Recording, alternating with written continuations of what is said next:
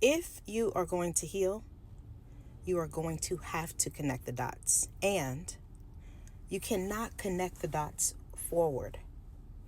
You have to go back to heal what you have experienced so you can use that to connect the dots when things happen. So let me tell you this. So a lot of people are debating about healing your inner child. Is it worth it? Can't you just start from where you are?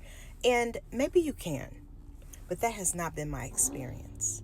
My experience has been when I can go back to times in the past when I have been hurt, disappointed, or sad. And most of those times, those critical times, have happened when I was younger. They continue to manifest as I get older because I'm not connecting the dots of when it first happened. You know, it's kind of like when they talk about in the Bible the first reference.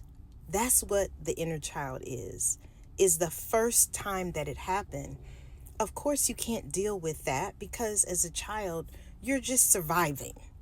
You are responding and reacting in ways that would allow you to feel safe in the experience of adults who they themselves don't know what they're doing.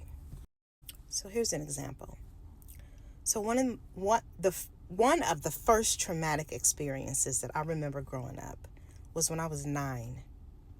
And I sat on the porch and watched my dad pack his green Chevrolet and move out. And that was the beginning of the divorce from my mom. Now, prior to that, I was a daddy's girl. I loved my father, of course. I didn't think he did anything wrong.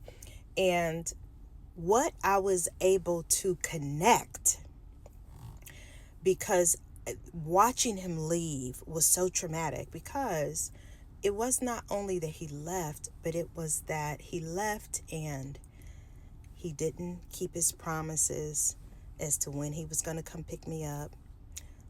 So many weekends I sat there because he promised me that he was going to pick me up and didn't.